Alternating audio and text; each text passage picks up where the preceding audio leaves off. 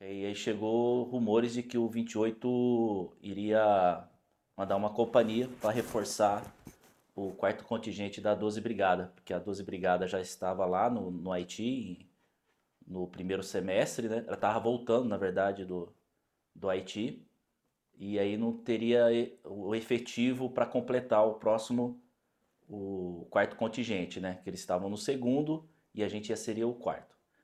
Aí veio rumores de que o 28 cederia uma companhia para a gente compor a 12 Brigada. Aí começou a surgir rumores, aí do nada, assim, ó, voluntários, nome na sargenteação, urgente. E aí quando eu ouvi isso daí, já fui mandar meu nome, né? Porque assim, pô, participar de uma missão no Haiti, né? Uma missão de paz pela ONU. Aí a gente mandou o nome, aí teve uma seleção, uma pré-seleção dos voluntários, teve uma entrevista, várias entrevistas e alguns testes, né? Teste físico para ver quem estava apto para poder ir. Depois desses testes físicos, dessa seleção, entrevista, né? Alguns exames médicos, aí começou a compor a companhia, começaram a tirar vários elementos de outras companhias e formar uma companhia separada, que foi escolhida a primeira companhia. E aí começou a montar os pelotões, né? Como eu posso dizer, os titulares, né? O pessoal titular e tinha mais o pessoal reserva, que caso alguns desistissem ou por problemas de saúde ou problemas pessoais, aí tinha o pessoal reserva para poder colocar no local. E aí na companhia ali, treinamento, começamos a treinar lá para maio por aí, abril, maio, final de abril, começo de maio, começamos o treinamento na primeira companhia, a companhia fechada ali, né? O convite para a missão de paz, primeiro eu me senti lisonjeado. Um pouco antes eu havia pedido para ir para a fronteira e eu não fui atendido com a argumentação de que eu estaria matriculado no CAS em 2005. Então o comandante me chamou, pediu para eu trancar a matrícula no CAS. Na época eu me ofereceu a missão.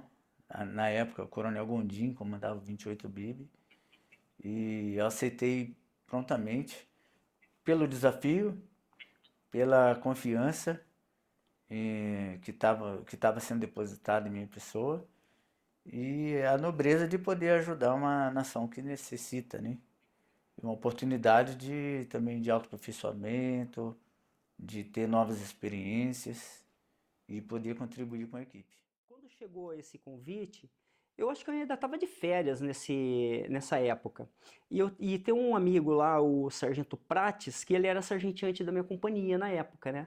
Na verdade é assim, eu era da terceira, mas eu trabalhava na serralheria, por conta de eu ter um conhecimento ali bacana de serralheria. Então, quando acabou as atividades de blindado no 28, que ia ser passado a Bill, eu fui transferido para a oficina, para o pelotão de manutenção e transporte. Mas eu ainda estava na terceira companhia, né? Por conta de equilíbrio de efetivo, eu era da terceira, mas trabalhava na serralheria, né? Aí eu falei, pô, missão do Haiti, pô, o que será que tá acontecendo naquele lugar, né? Aí, ainda nessa época, ainda nem dominava a internet, nem, né, não tinha, até hoje, né, na verdade eu não tenho habilidade nenhuma para tecnologia, mas na época era pior ainda. Aí que a gente tentou, foi descobrindo ali, em conversa ali com o pessoal que é mais informatizado ali, né, o que que é essa missão, o que que estava acontecendo. Eu falei, o nome já tá lá, meu, deixa rolar, né, vamos entrar e vamos ver o que que vai dar, né. Então foi assim que meu nome foi para a missão aí. E como a gente já era bem cotado ali pelos trabalhos que a gente faz no batalhão, então a gente teve a oportunidade de se manter na companhia ali, começar os treinamentos e deu certo. O batalhão recebeu a missão mais ou menos no meio do ano de 2004, no meio do ano de 2005, recebeu a missão de compor a força que iria para o Haiti. E nesse momento eu acho que foi uma decisão, assim, a primeira grande, depois de 20 anos, né, já com uma certa maturidade, eu vejo que o comandante ele foi muito feliz. Porque o comandante ele escolheu o capitão que ele queria, que era o comandante da companhia, e ele chegou, que era o capitão Junqueira, e falou, ó, escolhe os teus militares, quem você quiser. E isso é muito difícil de acontecer, porque normalmente são muitas variáveis aí, é vaidade, é o trabalho, mas como o exército não estava acostumado a ser designado para uma missão de combate, o coronel Gondim, na época, eu acho que ele foi extremamente feliz quando ele decidiu dar prioridade total para aquilo. Isso foi muito bom, porque o capitão Junqueira, ele escolheu praticamente ali os tenentes. Ele olhou, ele já conhecia, já tinha mais de um ano ali na unidade, ele já conhecia o pessoal, tinha uma experiência de combate, né, eram forças especiais, então era um cara na linha combatente muito sólido. E ele olhou toda aquela gama de tenentes que ele tinha, o batalhão era bem suprido, né? Acho que tinha mais de 25 tenentes, 25 a 30 tenentes por aí, e ele decidiu quem ele queria. É claro, houve militar que não pôde ir, né? Que decidiu não ir, se eu não me engano um tenente disse que não queria ir, tinha problemas particulares, e os outros todos queriam. A gente estava desesperado, na verdade, para ir, porque acaba sendo um sonho, né? Você trabalha durante 5 anos na academia militar, para você trabalha a guerra, trabalha todas as vertentes da guerra, simula, se prepara psicologicamente, prepara o teu soldado psicologicamente durante 1 ano. Então, quando chegou essa oportunidade, eu não tinha como dizer não. Apesar de a família, às vezes, apesar do meu pai ser militar, né, saber, né, de como é uma missão de paz dessa, apesar das vezes eles ficarem um pouco receosos, não tinha como dizer não para uma missão dessa, pelo menos para mim, não tinha como. Eu tinha que ir, porque aquilo ali seria a coroação de tudo que eu preguei para o soldado e de tudo que eu estudei durante anos na academia militar e treinei, né, e suei. Então eu precisava daquilo. Vamos lá, falando com relação à preparação, a partir daí não havia tanta informação na época a respeito de como estava o Haiti. Então as missões de paz que o Brasil havia ido, elas eram muito mais de paz, né? É uma ajuda humanitária, uma outra ação de segurança, tudo mais. Então a expectativa que a minha família tinha é que eu ia para uma missão dessas.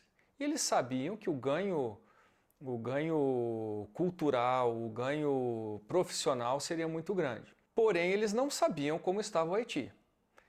Aos poucos, durante o treinamento, nós conseguíamos conversar com militares que estavam lá. Então, por exemplo, conversei na época com o tenente Pierre da minha turma, que foi atleta de futebol na academia comigo, tudo mais.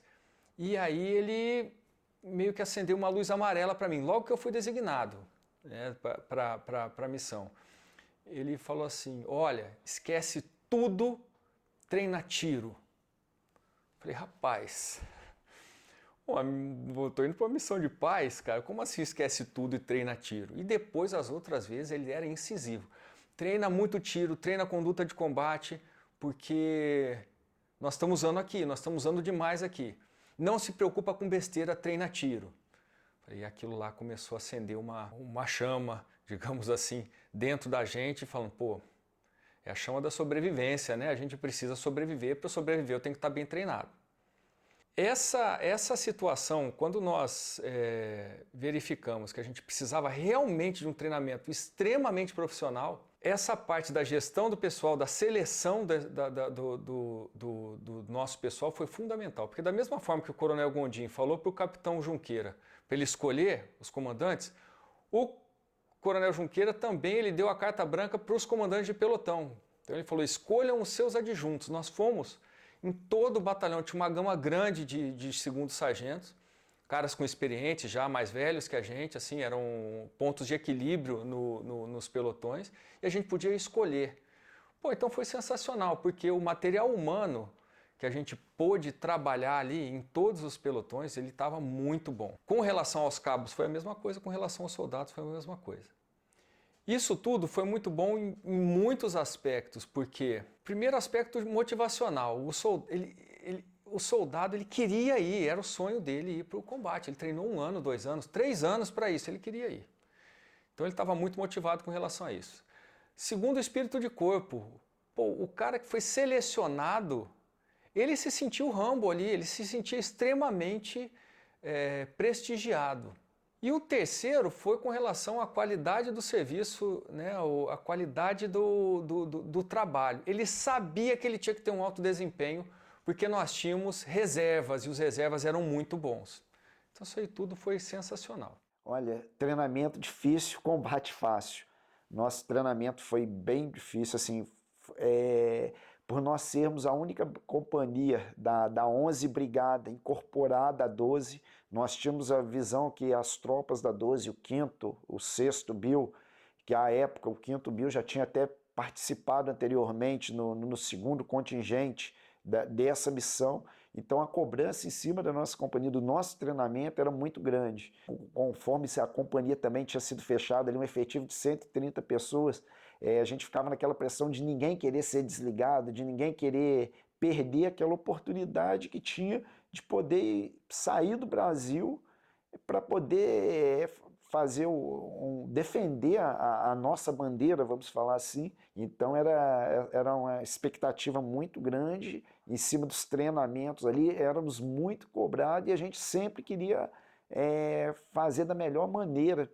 Vamos falar assim, a gente queria sempre estar no 10 para poder não perder aquela oportunidade ali. Quanto veio essa divulgação que a 11 Brigada, que o 28 BIL, na época, iria mandar uma companhia para integrar a Força de Paz junto à 12 Brigada, nós começamos a receber os pacotes, né, que nós falamos, os pacotes de preparação de missão de paz. Então, desses pacotes tinha idiomas, tinha a parte de tiro, tinha a parte de treinamento físico. Então, após feito um processo de seleção, um criterioso processo de seleção ali dos cabos, soldados, dos integrantes, dos militares que iam integrar essa companhia de força de paz do batalhão, nós começamos a fazer os treinamentos, né? Passamos todos, saímos das diversas seções que estávamos espalhados no batalhão, porque veio cada um militar de uma seção, principalmente os sargentos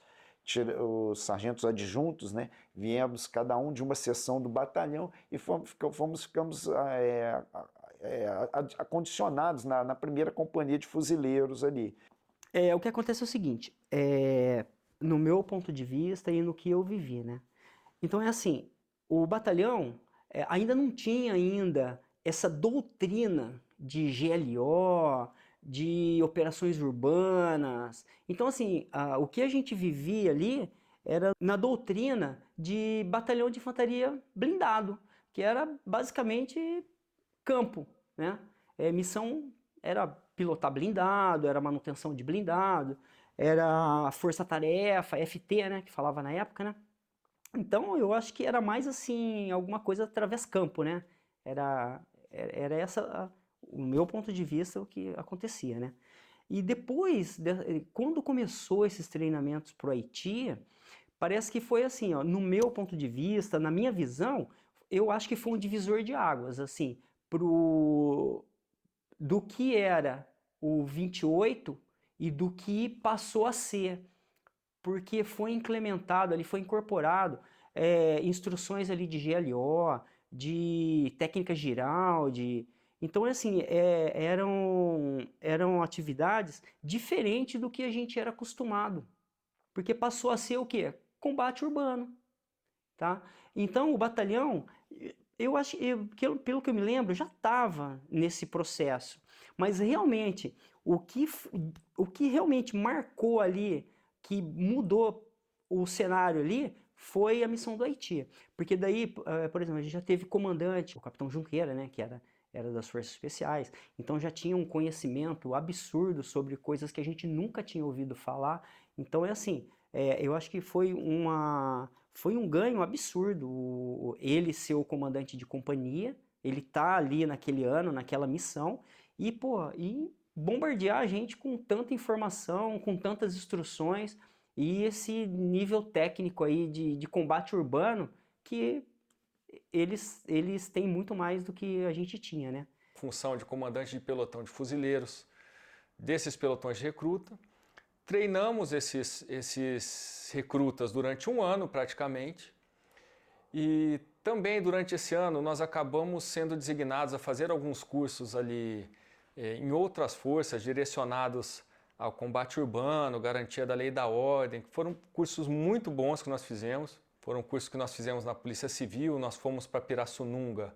Foi eu, Giuseppe, mais dois sargentos, fazer um curso de ações táticas especiais, onde eles ensinaram muita técnica de tiro, muita técnica de entrada, muita técnica de combate, que junto da bagagem que nós já tínhamos de um batalhão de infantaria da Academia Militar, foi extremamente valioso para a nossa formação. Depois de um ano e meio mais ou menos, né, comandando esse pelotão de recruta. E dali a gente começou a preparação, divisão de pacotes de instrução, cada sargento, cada tenente tinha uma instrução específica, a gente fazia toda a preparação. E essa preparação foi bem interessante porque nós tivemos acesso, além como eu falei, do pacote de preparação, nós tivemos aulas de idiomas, tivemos a preparação junto às psicólogas que vinham fazer entrevistas, poder ver o que a gente queria ali. Ou seja, a toda hora a gente estava sendo colocado, vamos falar assim, numa prova de fogo, para ver se realmente a gente estava preparado ou não para poder cumprir essa missão. Eu lembro que esse treinamento ele começou de uma forma rudimentar, onde na área de instrução foi montado um campo de treinamento modelo ONU, né? Com concertinas, bastante saco de areia, montando uma base rústica. Na época, o nosso comandante de companhia, então o capitão Junqueira, começou esse trabalho com os adjuntos, com os sargentos, e ele fez questão de ele mesmo fazer a preparação dos profissionais antes de começar o treinamento das frações, dos pelotões. Isso foi feito no que hoje em dia é a área do CEO, e a gente começou. Eu lembro que semanalmente havia várias marchas e pacodelaria de Campinas em Valinhos, na região de Valinhos, e também havia muita corrida de calça e coturno por dentro da área da Fazenda Chapadão. Isso é uma coisa que eu lembro bem. Nessa fase, o treinamento ele já seguia um pacote de instruções previsto pelas Organizações das Nações Unidas para poder preparar toda a parte de legislação, direito internacional, a parte exigida pela ONU do mínimo de instrução para poder ir. A rotina nossa era todo dia de manhã o treinamento físico-militar, né? Era sagrado isso aí, treinamento físico-militar, de segunda a sexta.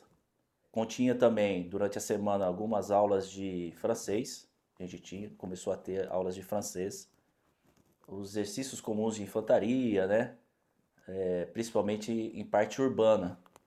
Né? A gente treinava muito, a gente acabou montando uma favelinha lá na área de Lagoa, do 28, né? Antes 28 BIB, né? E naquele ano a gente tinha se transformado em 28 BIL, Batalhão de Infantaria Leve. E a gente montou uma favelinha lá embaixo. Fizemos um mutirão entre nós mesmos, pegando as coisas ali que tinha, madeira, sofá, tijolo. A gente fez uma mini favela para poder treinar ali como se a gente estivesse no Haiti. Então, toda semana, pelo menos 2 ou 3 vezes na semana, a gente descia para essa favela para fazer treinamento de infiltração, de incursão, de CQB, né? De progressão em favela. Então, essa era a nossa rotina, né? E também nós tínhamos também os tiros, né? Os tiros que tinham que ser previstos, né? Tinham que ser dados antes da gente poder ir para a missão, treinar. Tinha as clicagens dos nossos armamentos. O treinamento de tiro foi foi muito bom, a gente atirou muito nesse ano. Fizemos todas as etapas de tiro previstas no manual, né? E os exercícios, né? Os exercícios assim que a gente acabou tendo no final para poder coroar todo esse treinamento, né? A gente ficou acho que 2 ou 3 semanas em Caçapava para poder terminar esse treinamento. O estágio básico de combatente de paz e o estágio avançado de combatente de paz, né? Então o estágio básico foi em Caçapava, ficamos lá acho que uma semana e pouco, 2 dias. Para o Haiti, para a missão, pelo que foi passado, a gente era patrulha, né?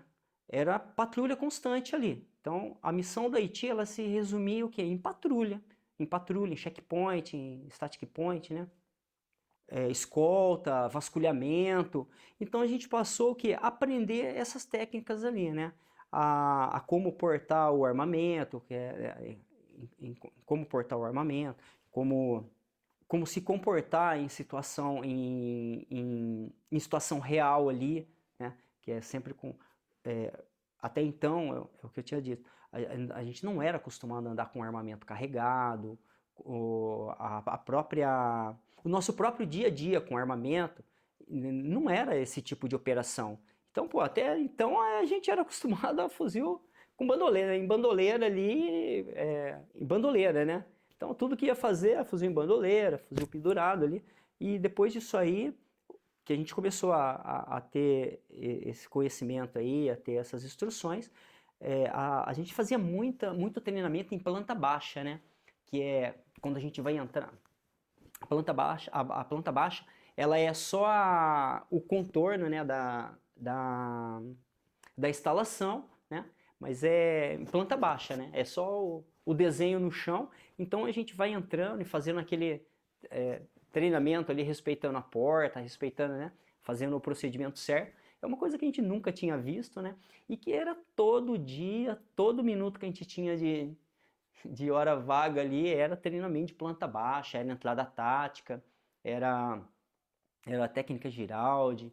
Bom, com relação ao treinamento, depois de montada a companhia, a terceira companhia, o capitão Junqueira era um cara com muita experiência de combate, né?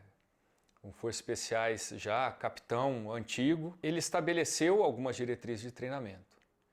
Eu, o Giuseppe, e mais 2 sargentos, nós tínhamos feito cursos fora, com o apoio dos outros tenentes também, que eram tenentes muito bons, eram excelentes, né? O Centônio e o Josepão. Nós montamos um grande quadro de trabalho. Esse quadro de trabalho era extremamente complexo. Além disso, nos foi disponibilizado bastante munição, mas o principal, nos foi disponibilizado o tempo e a prioridade para os trabalhos. Então, o comandante, no Exército existem muitas atividades administrativas que consomem muito do nosso tempo. E o comandante, o Coronel Gondim, foi muito feliz também quando ele disse o seguinte, olha, os oficiais, os sargentos não vão fazer sindicância, não vão fazer termo de recebimento, nada administrativo, é 100% do tempo com o pelotão.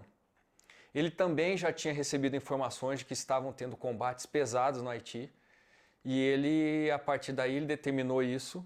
Então, nem o serviço, até o serviço, né, que é uma parte muito delicada ali do dia a dia do soldado, dos oficiais, dos sargentos, até isso era controlado. Então, ninguém tirava o serviço sozinho, por exemplo. O cara foi lá tirar o serviço de oficial de dia. Não, quando a guarnição era da companhia, ia toda a companhia, ou ia todo o pelotão para tirar aquele serviço. E com o passar do tempo, até esse serviço ele começou a ser utilizado como forma de instrução. Então, normalmente, o serviço de guarda, o cara vai lá, tira a guarda, cuida dos postos, tudo mais. No caso da companhia, no serviço de guarda, a gente previa ponto de controle de estrada, revista de pessoal, abordagem de viatura nos momentos vagos, e foi sensacional. Nós prevemos também muita situação, devido aos cursos que a gente tinha feito anteriormente, de conduta com armamento, conduta de tiro, entrada, vasculhamento. Então, isso era feito todos os dias. Eu não sei se as outras companhias tiveram essa prioridade que o Coronel Gondim deu a nossa companhia.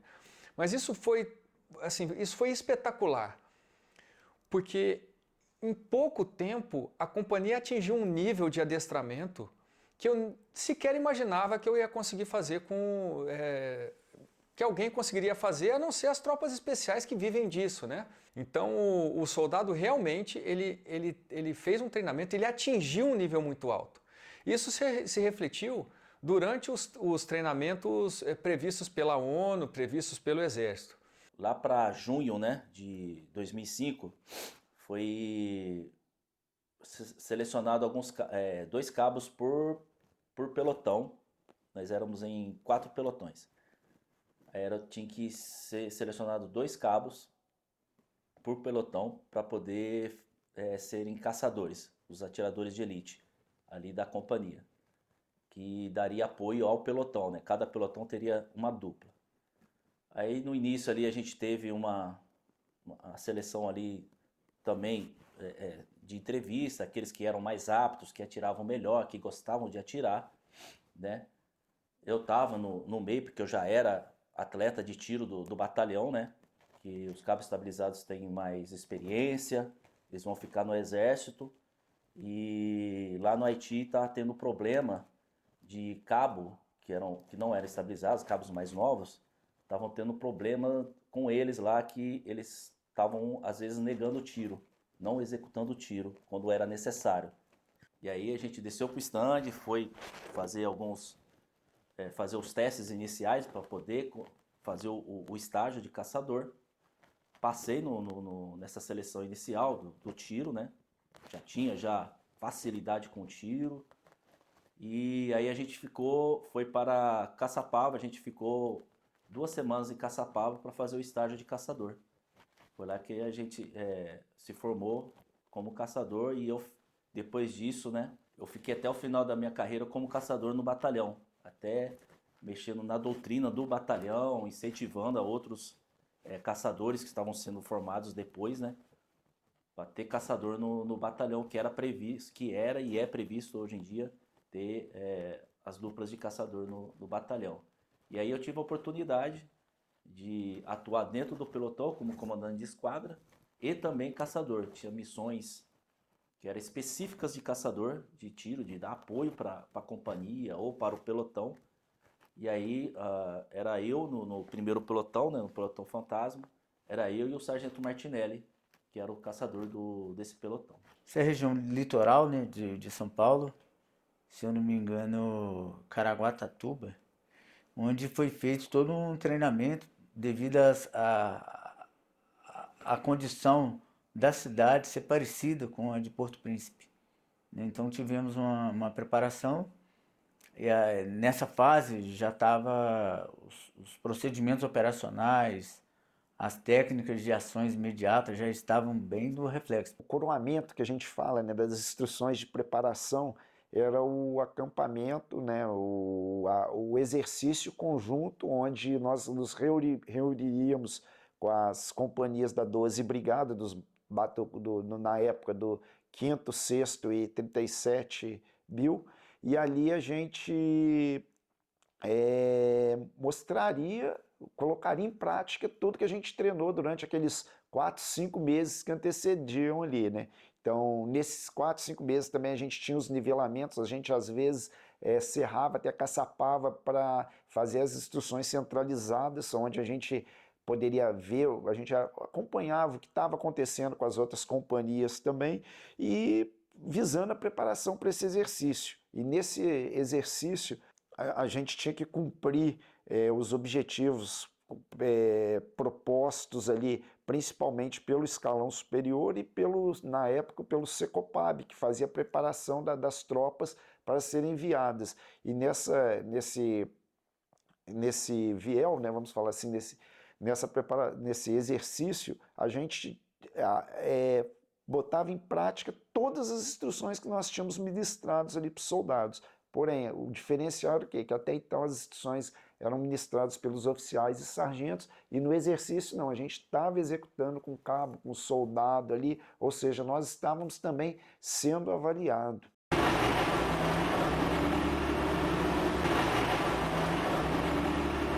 E nesse exercício, eu lembro em Caraguá, o que me chamou a atenção foi que a gente fez um PSE e a gente foi isolar uma instalação que estava simbolizando uma prefeitura, um centro de comando, né?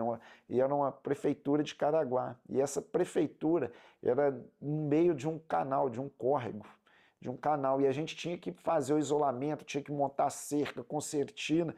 E daqui a pouco a gente estava mandando soldado descer, entrando dentro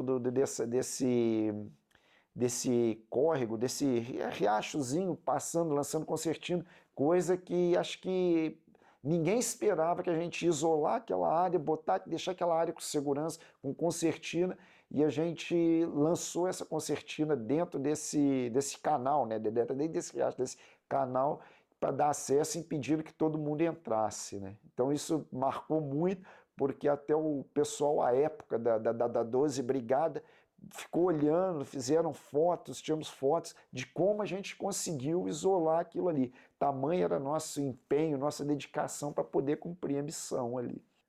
Na verdade, Caraguatatuba foi a simulação de tudo, né?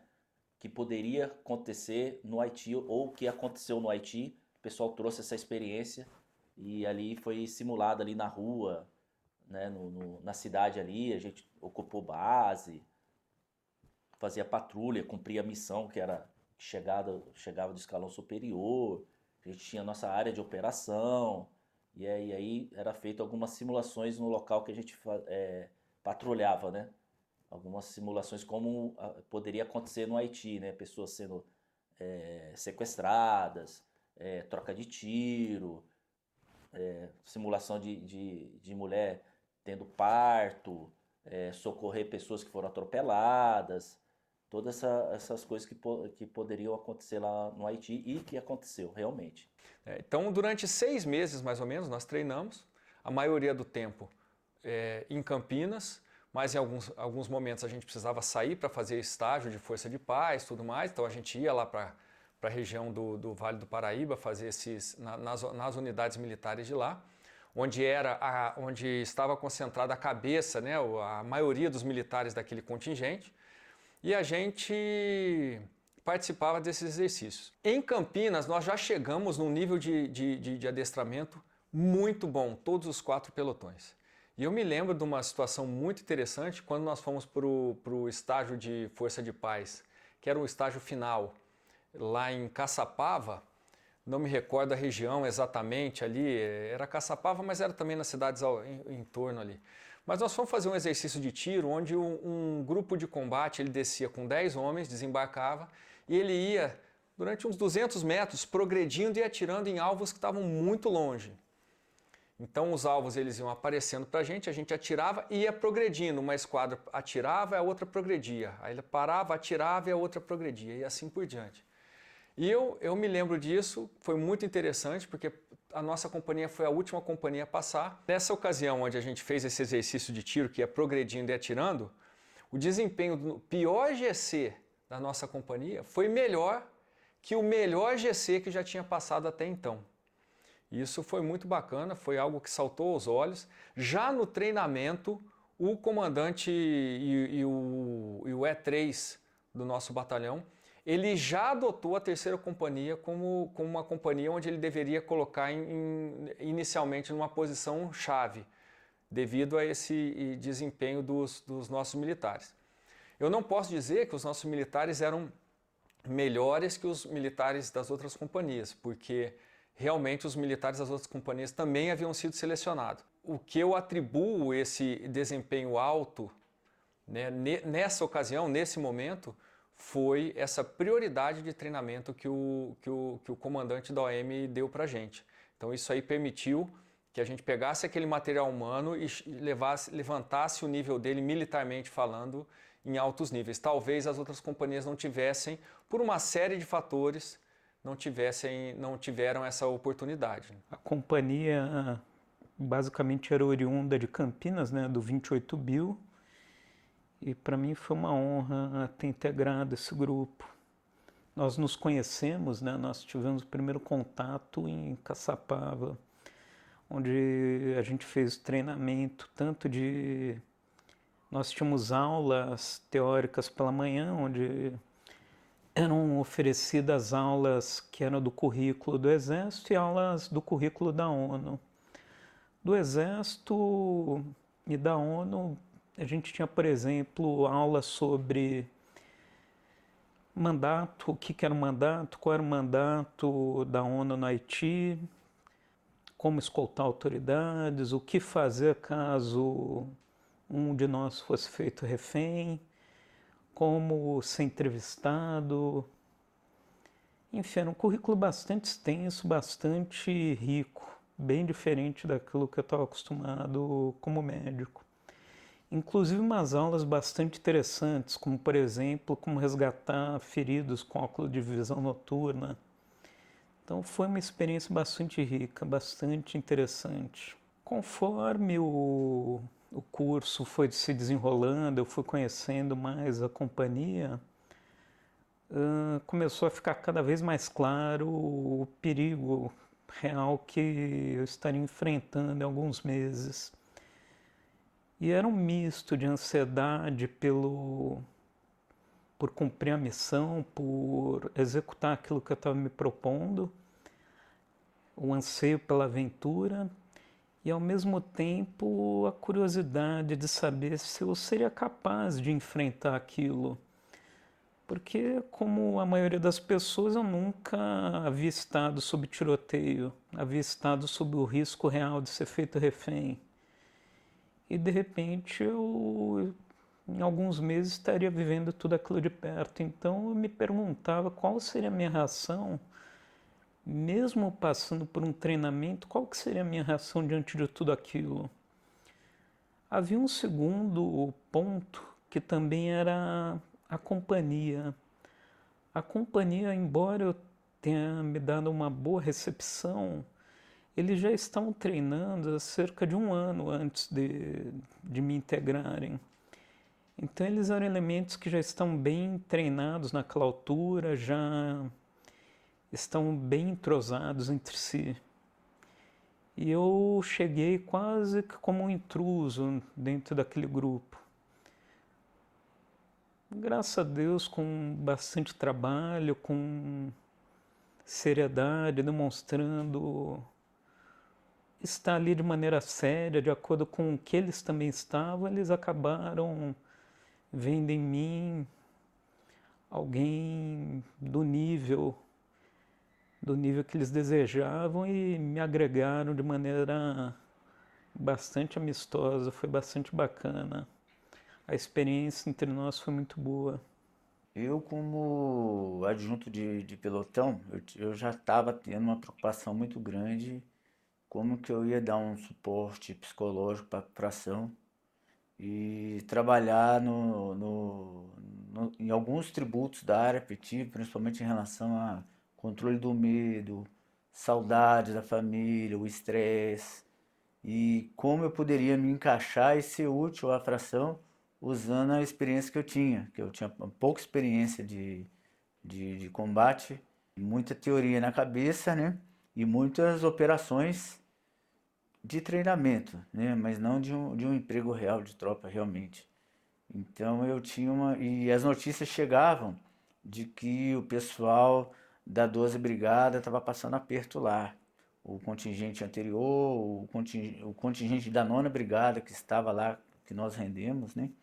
Então chegavam as notícias de que estavam ocorrendo emboscadas contra viaturas, ataque contra a base. A gente vai tendo uma noção maior da dimensão do que está por vir na missão. Isso foi bom porque deu start em uma preparação muito mais focada no que estava acontecendo lá no Haiti. Supostamente estava acontecendo no Haiti. Uma história aqui que eu me recordo, nós tínhamos um rodízio no estande de tiro, cada dia em um pelotão. E quando a gente não estava no estande, nós estávamos com armamento o tempo inteiro, o dia inteiro, até o final do dia, né, até às 18 horas, todos os dias, o soldado ficava com o armamento dele. Então a gente não tinha hora para entrar, não tinha hora para sair. E eu lembro que durante todo o treinamento, esses 6 meses, a gente fazia educação física, dava 1h30, depois entrava em 1 hora de lutas. E depois dessa luta, a gente já pegava o armamento. Então a gente fazia lá Aikido, um Karatê, tinha lá a parte de luta. A gente pegava o armamento e ia para aula de francês, inglês, francês, enfim. E no final da manhã a gente já começava, já tinha um tempo de instrução que era as condutas de combate. E uma coisa interessante é que eu me recordo, né, que nós atirávamos e a gente já fez toda a série de tiros previstas pelo Exército e outras, né, e a gente implementou mais uma série de tiros baseado no que o Pierre me falava lá do Haiti. E uma dessas séries era muito interessante, que o Pierre me falou assim, atira sobre a tropa e atira do lado do alvo, atira com alguém do lado do alvo. Eu falei, rapaz, sei que depois que a gente já tinha feito, o pessoal estava bem adestrado, a gente já confiava, nós fizemos esse tiro, né? A gente fazia o tiro a 50 metros, onde do lado do alvo ficava o comandante de pelotão e o comandante de grupo. E entrava soldado por soldado, ficava o alvo, aí 2 metros para o lado ficava o comandante de grupo, comandante de pelotão e o soldado. E aquilo a gente foi se acostumando com aquilo, foi se acostumando. E o soldado foi se acostumando a atirar com a gente lá na linha de alvo, e ele atirava com a gente na linha de alvo.